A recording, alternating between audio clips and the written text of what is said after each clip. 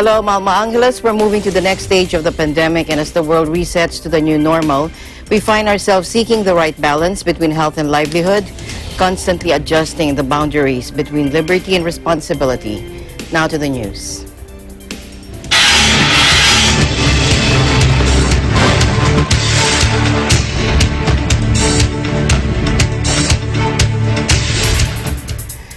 Philippine lawmakers today refused to issue a new operating license for the country's broadcasting ABSCBN. The lower house committee voted 70-11 to reject ABSCBN's application for another 25-year franchise after it was closed off the air in May over a stalled renewal of its previous license. House Deputy Speaker and Sagip Party List Representative Rodante Marcoleta said this. Is there any objection? Hearing none, motion is approved.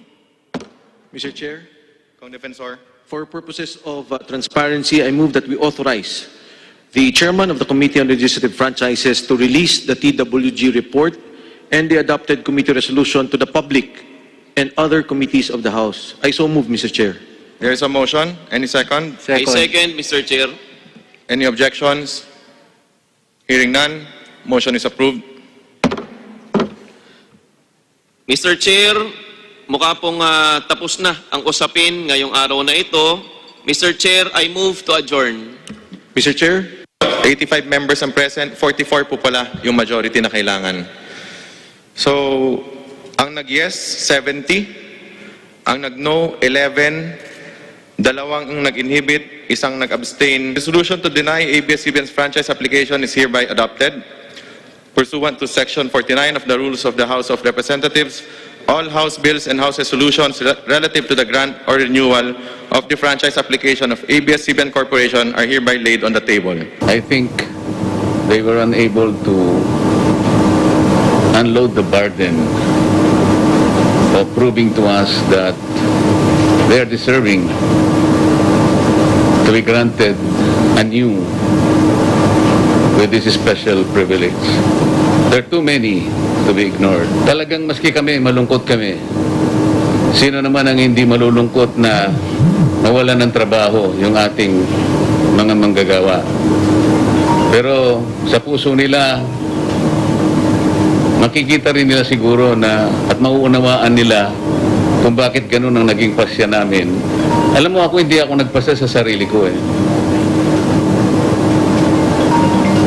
Yung mga napakaraming ebidensya will be the basis on how you act on a particular issue.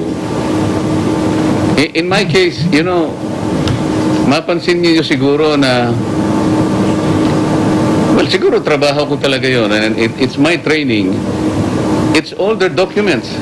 Wala akong sariling documents. Probably they did not know that I'm going to read them one by one. Napakahirap, ano, kasi hindi malinaw yung mga documents eh. Tons of documents. And sometimes I would sleep at 2 p.m. or 2 a.m. in the morning. Kasi kailangan kong, I cannot speak and I cannot stand there na hindi ko hinima ito. Well, pwede pa sigurong mag-file ng motion of reconsideration ng ABS-CBN. Pag nangyari yan, pag-uusapan muli sa committee. Pero kanina, tinanong ko kung if the committee report ay idadali pa sa plenary, hindi na. I mean, that's it. You know, because 70 members of the committee already have spoken. So, ganun yun. I would think na the authors of the bills na final, they should file again to ask Congress to grant a new franchise to ABS-CBN. Not renew.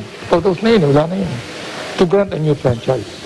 So, kailan po pwedeng mag-file ng new franchise? I do not know the rules of the House. No?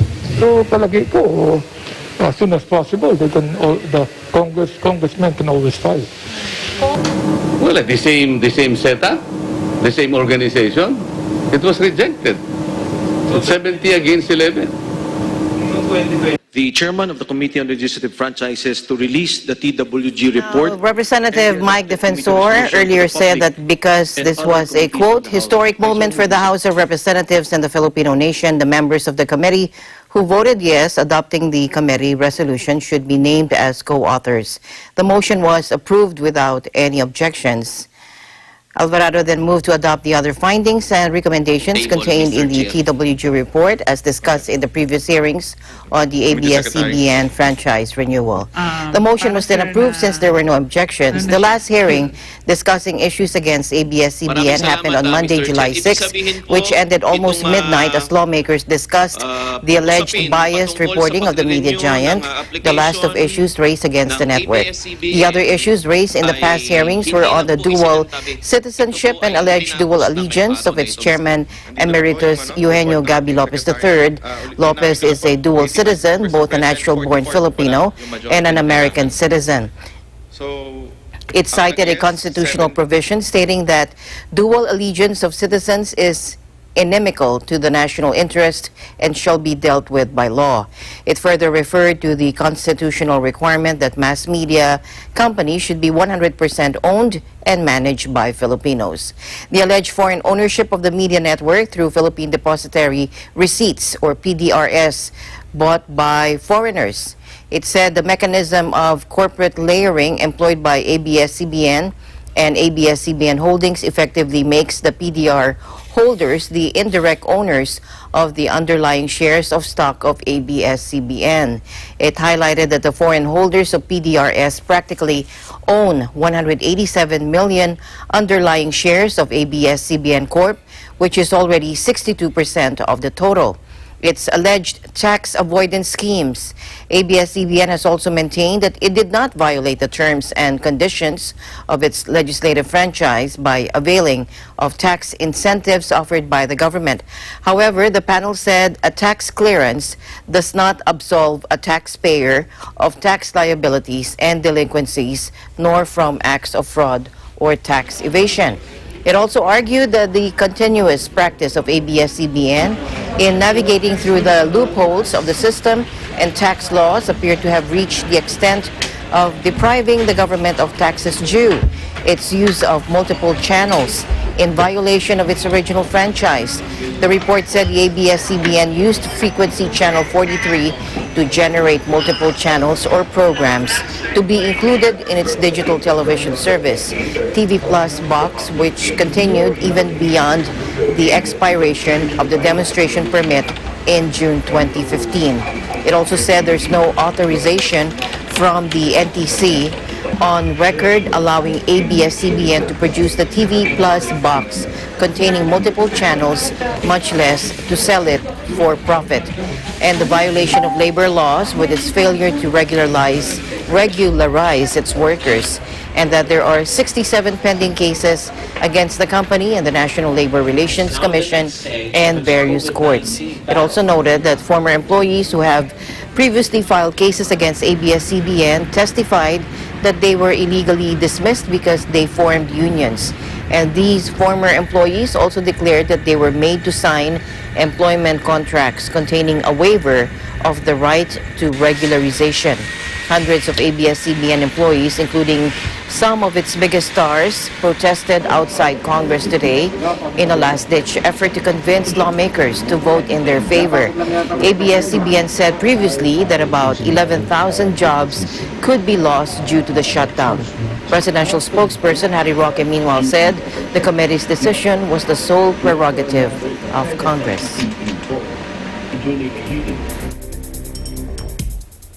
In other news, Bolivia's interim president, Geunhye, announced that she has tested positive for the coronavirus.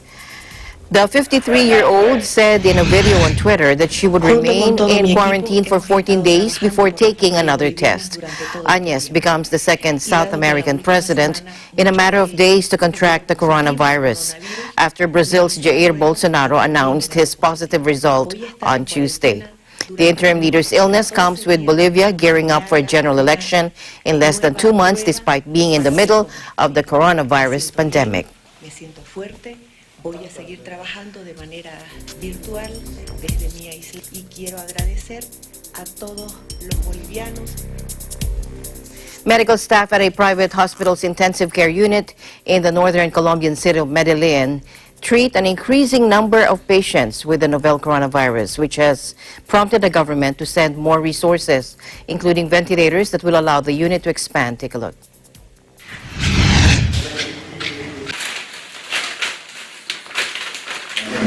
Probablemente el mayor reto ha sido más trabajo. O sea, antes teníamos 2, 3 pacientes graves, severos, ahora nos hemos afrontados a 8, 9 pacientes muy enfermos que ha habido que pronar intensivo. Nosotros ya nos vemos afrontados a la mayoría de las unidades de cuidado intensivo están llenas.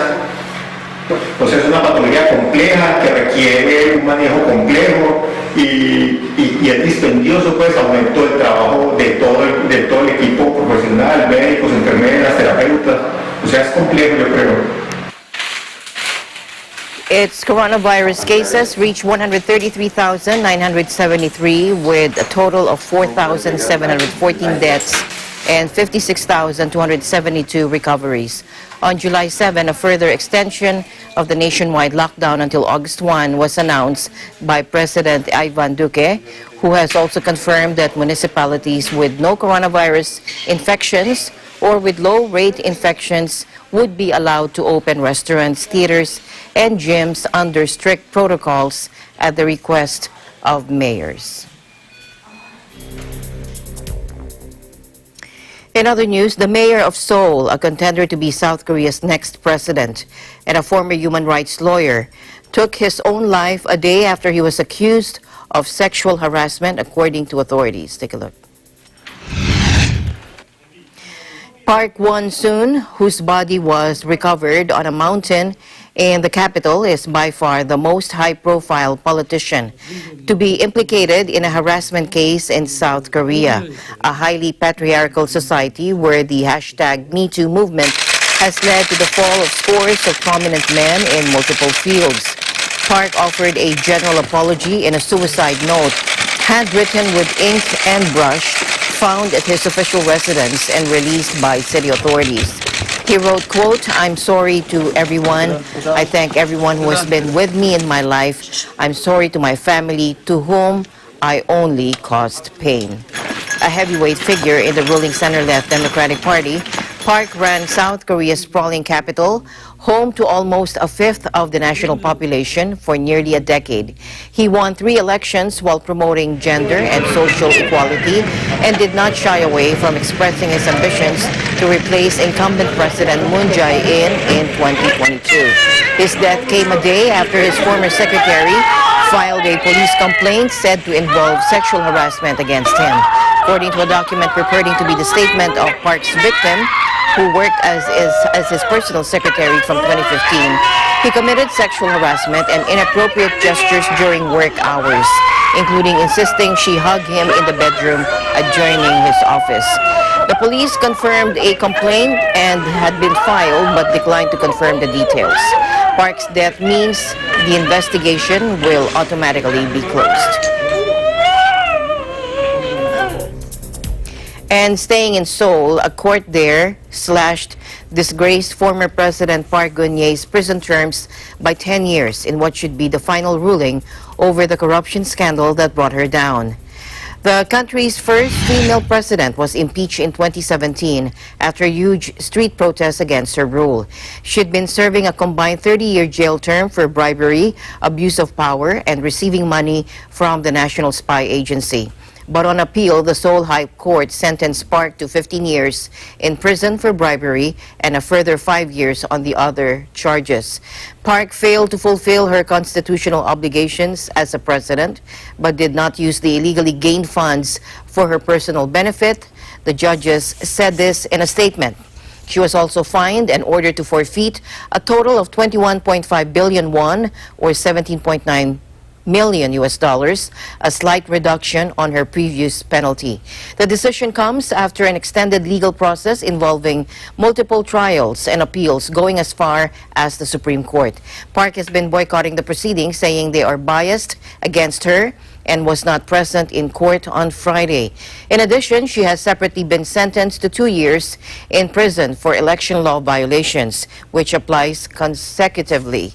She now faces a total of 22 years behind bars, and she would be in her late 80s by the time her sentence is up.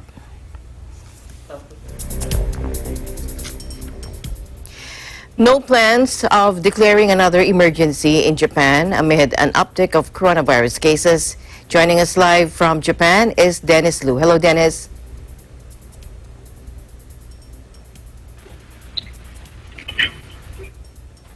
Hello, Alma. Good evening. Good evening. Go ahead. The government of Japan has no plans to declare a state of emergency again, even if there were 243 new infections Friday and 224 infection cases confirmed on Thursday. Tokyo said that the healthcare system is not under pressure, although vigilance toward the current status of COVID infections is encouraged by the government and therefore will not change its plan to hold events from Friday. Prime Minister Shinzo Abe told reporters Thursday at his office, and I quote, "We are carefully monitoring the status of the outbreak. We will continue to strengthen prevention measures against COVID-19, such as broadening and the testing system with the help of public health workers at centers and with the assistance of local governments." At the news conference, Chief Cabinet Secretary Yoshihide Suga expounded that the number of beds used by patients and the number of severely ill patients are low in the country's capital. Meanwhile, in Fukuoka, rescue workers continues to search for 16 more people missing in Kyushu after torrential rains that have flooded the island and its surrounding regions since last week. Beforehand, police also resumed its search for 5 people missing in various cities of Oita Prefecture, while some cities and villages of Kumamoto Prefecture started accepting rescue workers from within the area to help remove debris. Kumamoto Prefecture has been hit by the heavy rain that started since Saturday. The death toll more than 60, while 10 others remain missing. It was reported Friday by the Land Ministry that 92 rivers have overflowed in 10 prefectures and 225 mudslides have been recorded in 25 different prefectures. Health Minister Katsunobu Kato mentioned Friday that the government will send antigen test kits to disaster-hit areas, also 10,000 masks and 1,000 one-liter bottles of sanitizers to victims to help reduce the spread of COVID-19 infections. These are the latest for now, Alma. Back to you there at the studio. Yes. Dennis, currently Japan has an entry ban in place for 129 countries and regions. That includes the Philippines. Are there any developments or plans on lifting travel restrictions on some countries with lower coronavirus cases?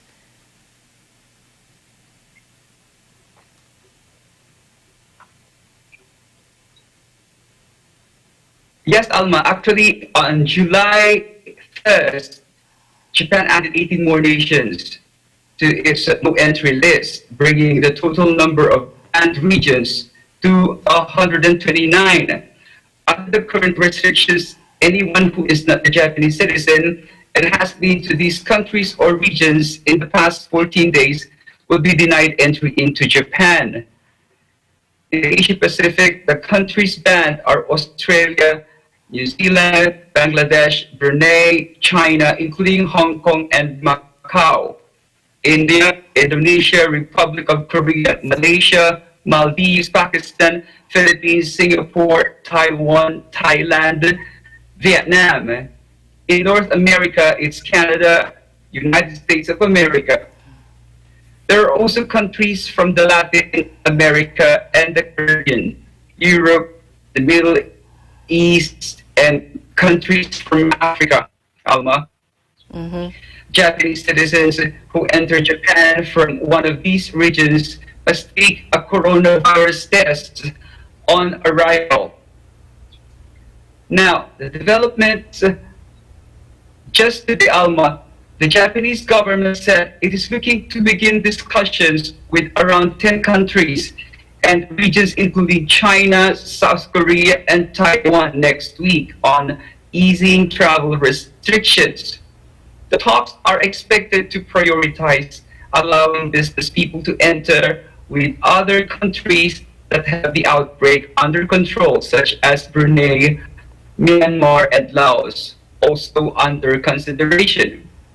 The government of Prime Minister Shinzo Abe has already started discussions with Vietnam, Thailand, Australia, and New Zealand on easing travel restrictions on condition that foreign travelers submit negative COVID-19 test results and an itinerary of where they plan to visit during their stay. Flights to Vietnam partially resumed in June with a chartered plane carrying 150 people. Also, Foreign Minister Toshimitsu Motegi told a press conference today that Japan is looking to hold discussions with countries seeing decline coronavirus infections and with high demand for business trips. Alma. All right. Thank you very much, Dennis, for your updates there in Japan. Looking forward for more. Thank you for your time. Thank you very much, Alma, reporting live from Tokyo, Japan. This is Dennis Lu. I live in interest. Thank you, Dennis. Meanwhile, the Swiss Army is ready for a possible second wave of COVID-19 cases. Joining us live from Geneva is Jim Hippolito. Jim. Good evening, Alma. Good evening. Yes, the Swiss Army says it is ready to tackle a possible second wave of coronavirus cases and has planned accordingly, according to our Army spokesman here, Stefan Hofer. He said it can provide soldiers to help if called upon to do so by the federal government. Switzerland has recently seen an uptick in the number of cases here, and the government has responded by imposing the wearing of masks on public transport nationwide. From July 6, passengers on Swiss public transport have to wear face masks. Certain cantons like Vaud and Jura require customers to wear face masks in shops. Also from July 6, anyone entering Switzerland from any of the 29 high-risk countries, which include the US, has to undergo a 10-day quarantine. The COVID-19 tracing application Swiss COVID has crossed the 1 million downloads threshold. Since June 22, public and private events of up to 1,000 people have been permitted on condition that contact tracing is guaranteed. Larger events are still banned. The recommended safe distance between people was reduced from 2 meters to 1.5 meters. Travel is now possible between Switzerland and the European Union, European Free Trade Association or EFTA countries, and the United Kingdom. It is likely to be expanded to a further 18 safe countries from July 20. Meanwhile, Swiss International Airlines also, it is making it compulsory for passengers to wear face masks during flights. The airline had until now highly recommended wearing masks throughout the duration of flights. Passengers had only been obliged to wear them when boarding and disembarking from planes. Airports have also introduced a range of new measures to make flying safer. This includes the distribution of disinfectant hand wash dispensers, floor markings, and opening extra passport control booths to help social distancing and the installation of plastic screens. Alma? All right. Thank you very much, Jim, for your updates there in Geneva. Stay safe, stay healthy. Thank you, Alma. Reporting live for ABSCBN Geneva Bureau, this is Jim Hippolito, and we live in interesting times. In the United Kingdom, the country is shedding thousands of retail jobs despite a state aid. Joining us live from the UK Bureau is JL Bautista. JL? Hi, Alma. Yes, that is correct. British Pharmacy and UK department store John Lewis said Thursday they would axe at least 5,000 jobs despite government efforts to safeguard employment during the coronavirus pandemic. US-owned Boots would shed more than 4,000 roles after Britain's lockdown slashed sales. Boost UK Managing Director Sebastian James said cutting the workforce by 7% would allow the pharmacy to continue its vital role as part of the UK health system and ensure profitable long-term growth. Meanwhile, John Lewis said it did not plan to reopen 8 stores forced to shut because of the lockdown, affecting 1,300 jobs. During the pandemic, thousands of Boots and John Lewis staff have had up to 80% of their wages paid for by the UK government under the state's furlough scheme, which Finance Minister Rishi Sunak has said must end in October. Replacing the scheme is a stimulus package worth £30 billion unveiled on Wednesday by Chancellor of the Exchequer, Rishi Sunak. The new measures include bonuses handed to companies for retaining furloughed staff and for offering apprenticeships amid fears of mass youth unemployment resulting from COVID-19 fallout. Sunak told Parliament on Wednesday that people need to know that although hardship lies ahead, no one will be left without hope on delivering a mini-budget aimed at kickstarting the UK economy devastated by the country's lockdown, noting that people are anxious about losing their jobs, about unemployment rising. Sunak said, "We're not just going to accept this." But he insisted that the furlough scheme cannot and should not go on forever, with the taxpayer continuing to spend billions of pounds on paying the wages of millions of workers. Prime Minister Boris Johnson's spokesman said Thursday that while news of the retail job losses was very worrying for staff, the government had put in place a very substantial package which allows businesses to draw upon a range of financial support during this challenging time. Back to you, Alma. All right. So, JL, yesterday, UK of Chancellor Sunak said the stimulus package, he presented the stimulus package of public borrowing. How will the economy bear the weight of this borrowing with, for example, jobs? And how is the furlough scheme going to change? Yes, so more than 9 million workers who are unable to do their job because of the coronavirus outbreak have had their wages paid by the government. The furlough scheme was designed to help people put on leave because of the outbreak and prevent mass redundancies. In terms of how the furlough scheme is changing, under the coronavirus jobs retention scheme, workers placed on leave will continue to receive 80% of their pay up to a maximum of £2,500 a month. These furloughed employees can now go back to work part-time. For example, an employer could pay someone to work 2 days a week, while the furlough scheme would cover the other 3 days not worked. From the 1st of August, employers will have to pay national insurance and pension contributions for their staff. In September, employers will have to pay 10% of furloughed employees' salaries, rising to 20% in October. Chancellor Rishi Sunak confirmed the scheme will close at the end of October, but has acknowledged this will be a difficult moment and that some jobs will not be protected. Back to you, Alma. All right. Thank you very much, JL, for your explanation. And you stay safe, stay healthy, and keep the updates coming. Thank you, Alma. Reporting from London, United Kingdom, this is JL Bautista. We live in interesting times.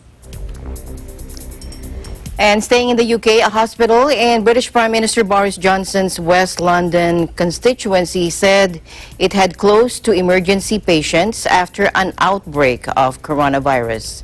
Now, the outbreak was declared last Friday at the Hillingdon Hospital by its state-run National Health Service, or NHS Trust.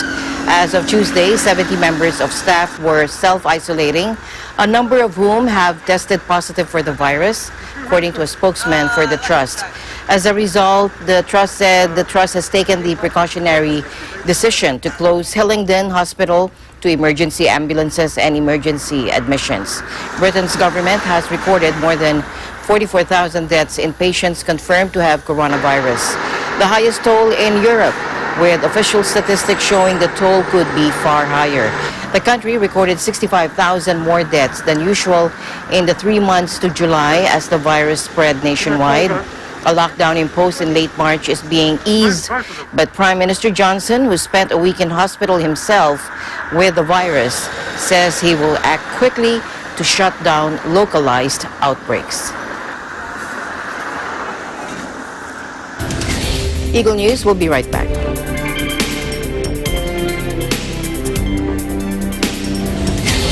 noon hanggang ngayon, gabay natin ang MTRCB ratings sa matalino at responsableng panonood.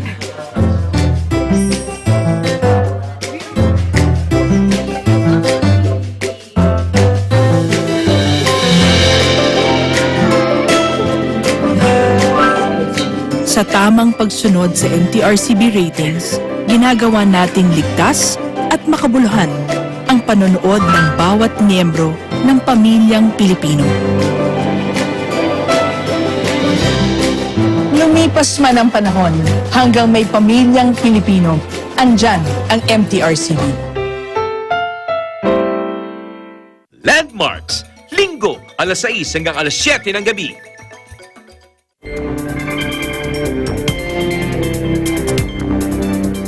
China said it will impose tit-for-tat measures after the U.S. slapped sanctions on Chinese officials for their involvement in a crackdown on Muslim minorities, raising tensions between the two superpowers. Now, the two countries have traded barbs and sanctions on a slew of issues since President Trump took office, from trade to more recent spats over the coronavirus pandemic, a security law in Hong Kong, and Chinese policies in the far west regions of Tibet and Xinjiang.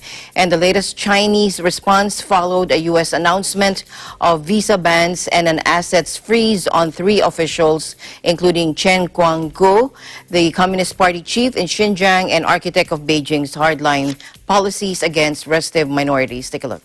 Should ensure that they...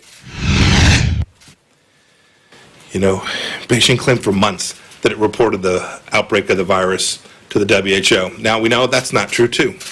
We know the WHO's country office in China reported the outbreak only after it picked up a media statement from the Wuhan Municipal Health Commission.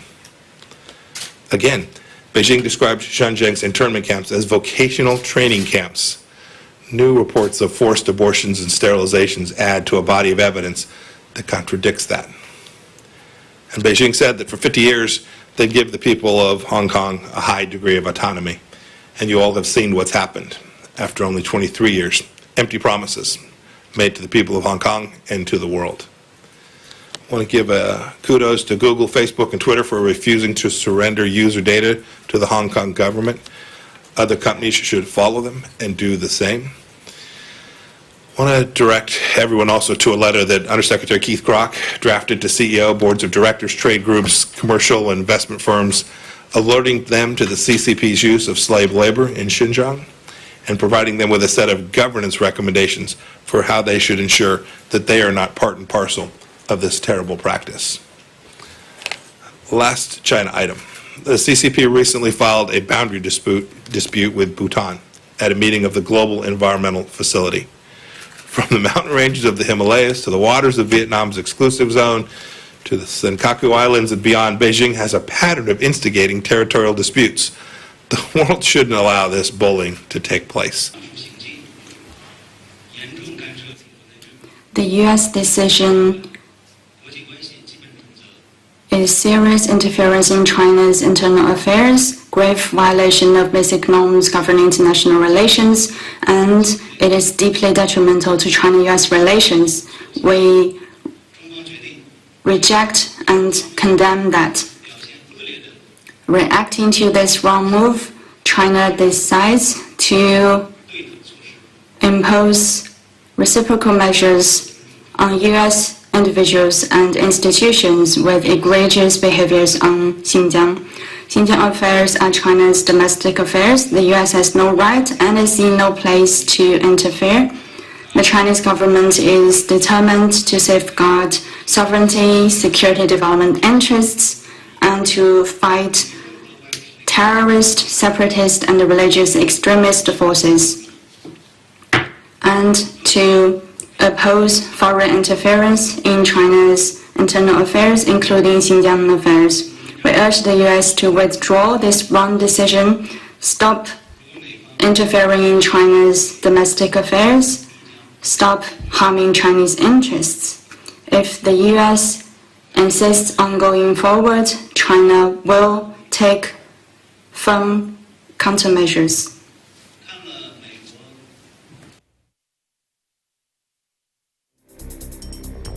And we're still following developments on the coronavirus situation around the world. In Israel, the country recorded its highest number of coronavirus infections after a 24-hour period, with nearly 1,500 new cases confirmed, according to its health ministry.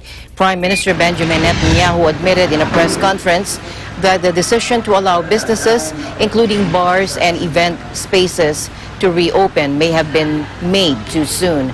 Various restrictions have been reimposed, including the closure of venues, clubs, bars, gyms, and public schools. Limits on the number of people allowed in restaurants and places of worship have also been reinstated. Certain towns and city neighborhoods across the country, considered virus hotspots, have been placed under more robust lockdowns. Israel's Director of Public Health Services, Sigal Sadetsky, resigned this week, blasting her superiors for ignoring her advice and steering Israel's virus response off course. And Australia will slash the number of returning citizens allowed into the country by half as it struggles to contain a worsening coronavirus outbreak in its second largest city, Melbourne. From Monday, only 4,000 Australian citizens or permanent residents will be allowed back each day. Here's Prime Minister Scott Morrison. We also agreed today a reduction in the number of inbound arrivals into Australia across those ports that are able to accept returning Australian citizens and residents. Of course, there are no flights going into Melbourne, into Victoria, for obvious reasons, and to ensure that we are mitigating and managing that risk, they will be cut by just over half across all the various ports that are taking those those residents returning to Australia. There is also a view across the National Cabinet that they are all effectively moving to a charging system for the hotel quarantine that is in place for those returning visitors. Some states already have it, other states are moving towards that, and I will leave that to them to make their announcements at the appropriate time. We also agreed today that there would be a nationwide review of hotel quarantine. That will be undertaken by the former Health Secretary, Jane Holton. She currently sits on the COVID Commission as part of that group. She will be undertaking that review, working with states and territories. And that, again, is an important step in providing reassurance and making sure that as we look into each of the states and territories and how they're managing their quarantine, that it is meeting the standards that the AHPPC have advised upon. And as our country opens up again, with the exception of Victoria, that we can ensure we have even greater confidence in those quarantine arrangements as they're being put in place.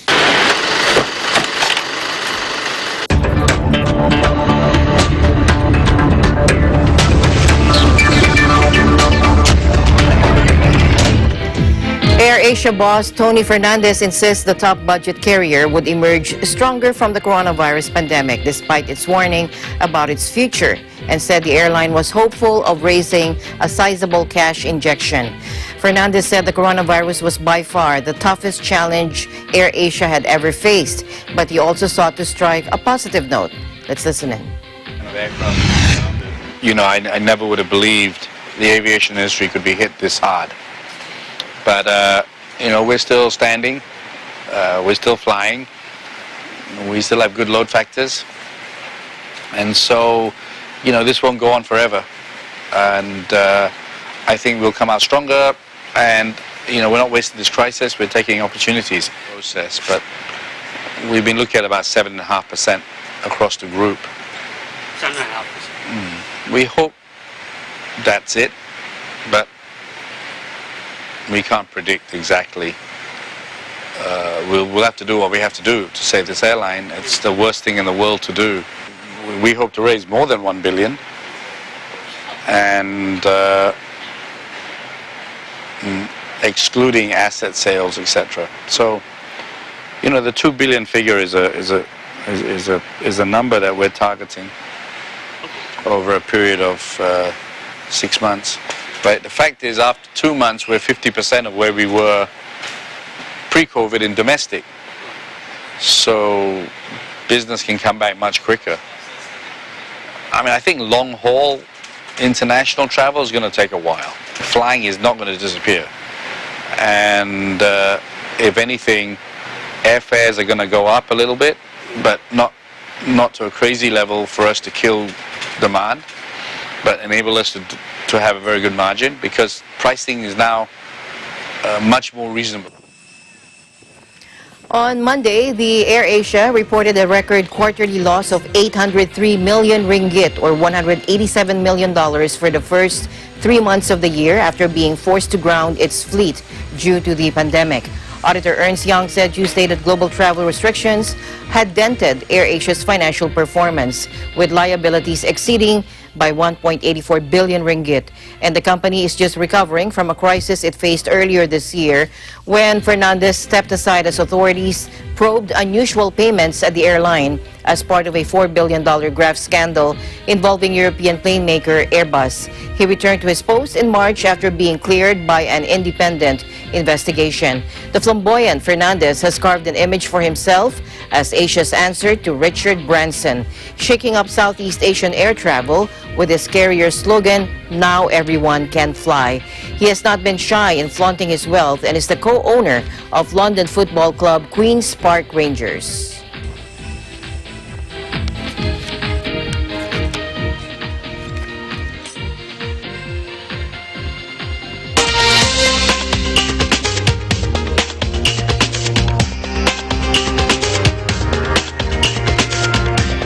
The World Meteorological Organization said the annual mean global temperature is likely to be at least 1 degree Celsius above pre-industrial levels in the next 5 years. Take a look.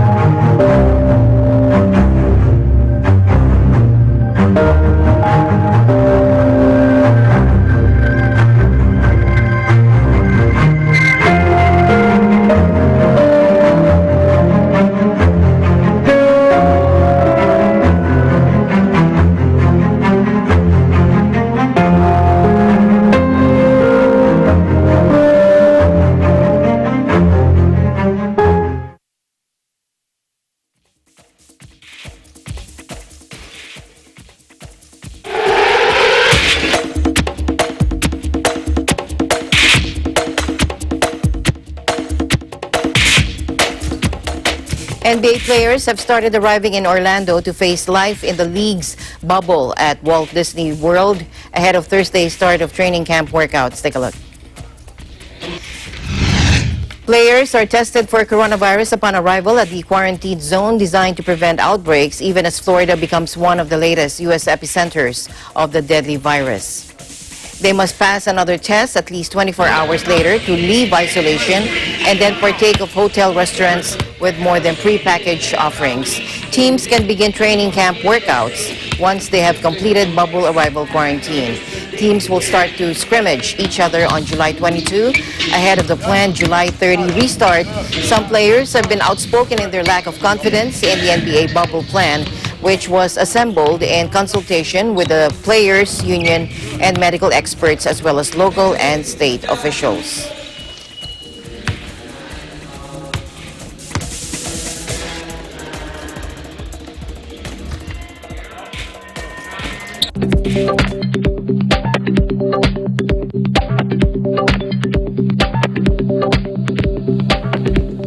While some museums have had to cancel or postpone long-planned exhibits because of the coronavirus, organizers of a Van Gogh show in Toronto had a novel idea, offering art lovers a drive-in option. Take a look.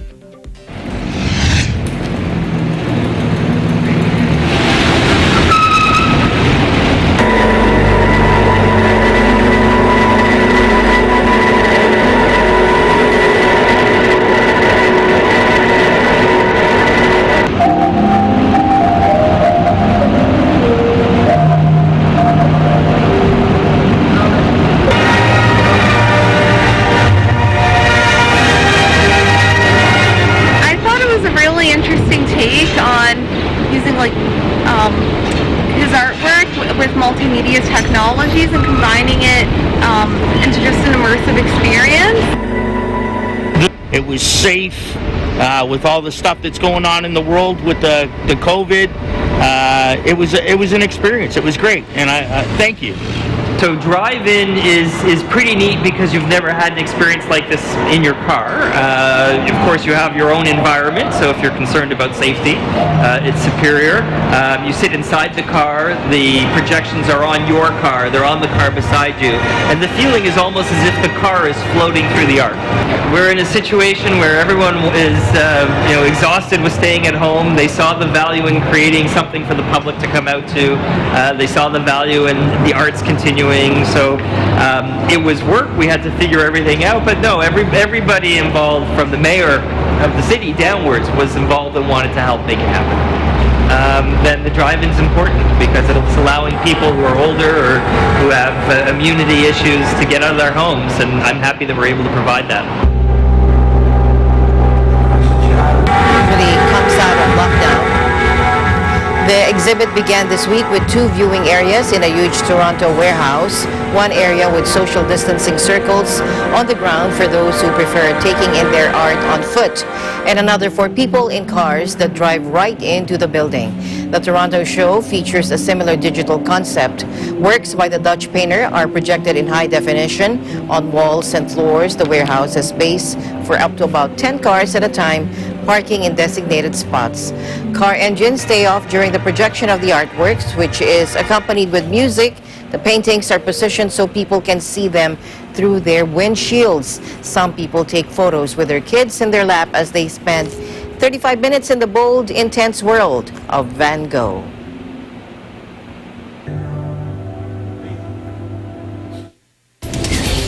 In time of physical and emotional distance, we give importance to the unsung service delivered by our frontliners. Our news correspondents positioned all over the world. Without them, we would not have the eagle-eye focus on the facts of this pandemic and its continuing repercussions on our lives. To our international correspondents, thank you for staying in touch with our viewers. Stay safe, protect yourselves and others. Good night. I'm Alma Angeles. We live in interesting times.